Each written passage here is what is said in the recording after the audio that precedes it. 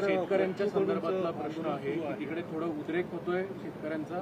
आपण काय आवाहन कराल शेतकऱ्यांना आणि सरकारची भूमिका कशी असेल? सरकारने पहिल्या दिवशीपासून सकारात्मक भूमिका ठेवलेली आहे. आंदोलनाच्या आधी देखील आम्ही बैठक बोलवली होती. आपण चर्चा करून यातनं ज्या गोष्टी शक्य आहेत त्या करू अशा प्रकारे आम्ही सांगितलं होतं. पहिल्यांदा बच्चू कडूंनी त्याला मान्यताही दिली होती. त्यानंतर त्यांनी अर्ध्या रात्री मला संदेश पाठवला की लोक जमा होतील, आम्ही असणार नाही, याच्यामुळे अडचण होऊ शकते, त्यामुळे आम्ही काही बैठकीला येऊ शकणार नाही. त्यामुळे मग आम्ही ती बैठक रद्द केली. आजही बावनकुळे साहेबांनी त्यांच्याशी संपर्क केलेला आहे. शेवटी त्यांनी इतके वेगवेगळे प्रश्न मांडलेले आहेत.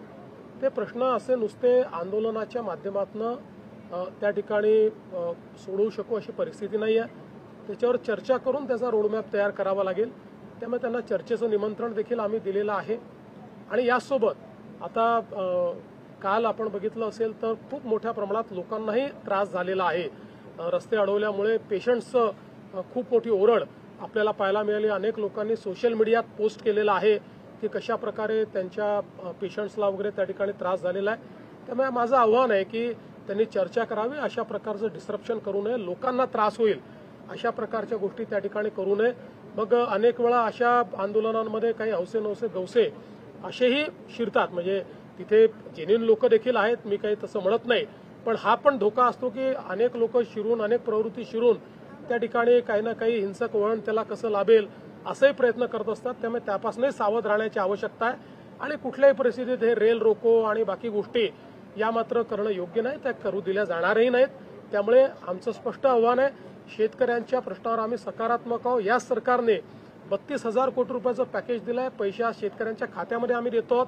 त्यामुळे सगळ्या प्रकारच्या चर्चेची सरकारची तयारी आहे. चर्चा करावी आणि त्यातनं मार्ग काढावा. प्रमुख जी मागणी कर्जमाफीची मागणी आहे त्यावर सरकारने अतिशय स्पष्ट भूमिका त्याच्यात मांडली आहे. आम्ही त्याची कमिटी पण तयार केलेली आहे. आणि आज पहिला प्रश्न असा आहे की जे शेतकरी आज अडचणीत आहेत, ज्यांचा शेतमाल पूर्ण पावसामुळे त्या ठिकाणी झोपलाय, तो खराब झालेला आहे, शेती खराब झाली आहे, पहिले त्यांना मदत करायची की पहिले बँकांना मदत करायची, हा महत्वाचा प्रश्न आहे. म्हणजे शेवटी आपण हे बघितलं तरी आपण जेव्हा कर्जमाफी करतो त्यावेळेस ते पैसे बँकांना जातात, त्याचा थेट शेतकऱ्याला काही लाभ मिळतो असं नाहीये. त्यामुळे आज पहिल्यांदा शेतकऱ्याच्या खात्यावर पैसे दिले पाहिजेत. नंतर आम्ही कधीच कर्जमाफी करणार नाही अशी भूमिका घेतलीच नाहीये. त्या संदर्भात म्हणूनच म्हटलं योग्य वेळी आम्ही त्या संदर्भातले जे काही निर्णय करू. आज पहिली आवश्यकता काय आहे, आज जी आवश्यकता आहे त्याच्यावर विचार न करता आपण बाकी गोष्टींवर विचार करणं. आज शेतकऱ्यांच्या खात्यात पैसे गेले पाहिजेत, ते पैसे जाणं सुरू झालेलं आहे.